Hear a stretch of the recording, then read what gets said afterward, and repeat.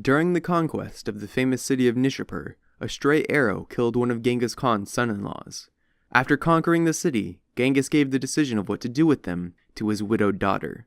She demanded that everything living in the city be killed. Pyramids of heads were piled in the city center, one each for the men, women, and children. But the Mongols did not stop there. Every animal was killed, and the city was burned to the ground to be sure that no living thing survived in it. As the Mongols conquered, they destroyed irrigation systems and eradicated pasture in order for the Mongol army to navigate more easily throughout the landscape. But as the Mongols easily plowed through Central Asia, problems within the family grew.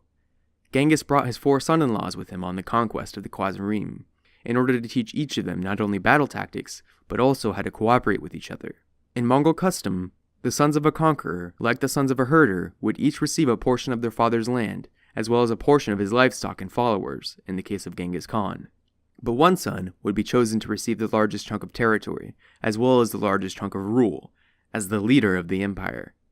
Genghis Khan held a Kurultai to discuss the matter of his succession.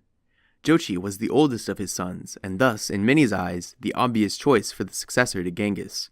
His origins, however, would create cause for concern. Chagatai, the second son of Genghis's, spoke out in the Kurultai, with a sentiment shared by many in the Mongol court. How can we allow ourselves to be ruled by this bastard son of a merkid? Jochi leapt across the tent, and the 2 brothers beat each other. Genghis broke down in tears in front of the foreign historians recording the event, as he pleaded with his sons to forgive their parents and reminded them that things were different back then. He told his sons to accept each other and to move on from this problem. Chagatai reluctantly accepted his father's words and suggested that their brother Ogadai be ruler instead. Knowing that he wouldn't be selected for his actions, but not wanting Jochi to be ruler either, he suggested this compromise.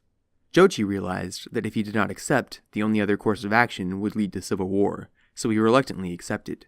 And so, Genghis divided his lands amongst his sons. In an event similar to the Treaty of Versailles, the world had been carved up by the wish of a single man. Ogadai would be best described as a good-natured drunkard, who kept the empire together through sheer charisma after his father's death. The expedition Genghis Khan set out on, originally to conquer the Khwarizm, ended in modern-day Pakistan. As the Mongols moved into the Indian subcontinent, the heat proved too great a problem to overcome for the Mongols, who were used to the frozen tundra, not the humid marshland that they encountered as they entered India. The Mongols had conquered the easternmost Muslim world, and on their trek back to Mongolia, celebrated by holding the biggest hunt in human history. Giant swaths of land were fenced off to create a great field of livestock for the Mongols to hunt down in parties. However, Jochi never attended the hunt, and his growing feelings of animosity towards his father and family created a distance between him and the Mongol aristocracy.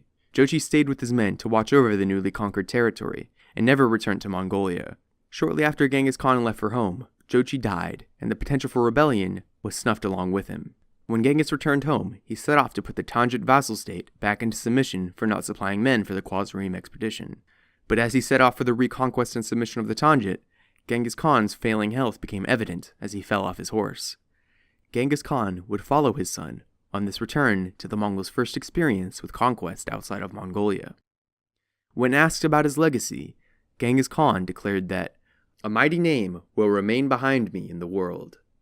When on his deathbed, the last words Genghis spoke were to his sons, as he instructed them to work together to continue his legacy and to conquer the world as was their birthright.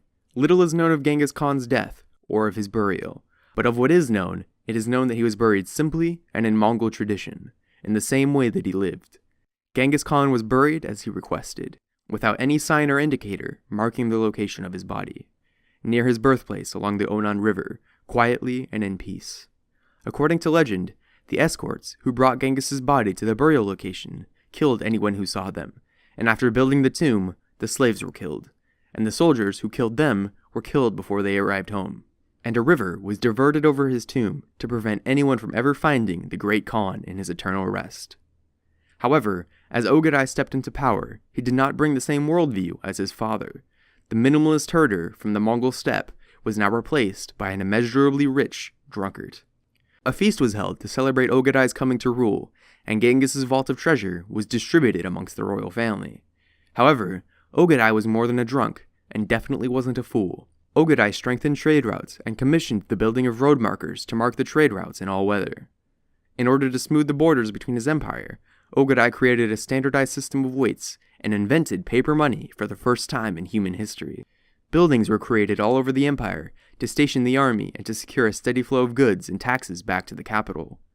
The Mongol Empire had begun to set its roots, but the building and maintaining of structures across the empire, as well as the growing army and civilian population, was expensive, and the Mongol Empire had begun to run dry on its main source of revenue, war. Though the tribute the Mongols received from their subjects was large, it could never reach the amount that they originally gained from plunder. In order to satisfy his people and to strengthen his name, Ogedai would need to go to war. But what civilization was there left for the Mongols to capture? Ogedai held a Kurultai to decide the next target for Mongol conquest. Some suggested India, believing that great wealth lay just beyond their reach before they left the continent. Others suggested that they push further into the Muslim heartland and capture the famous cities of Baghdad and Damascus, while others still thought that they should focus and deal on the enemy closer to home, the mighty Sung Empire to the south. But one man, Subadai, the greatest general that Genghis Khan had in his command, had another idea. Stay tuned for the conquest of Europe. Support the channel on Patreon and subscribe for weekly animated history videos.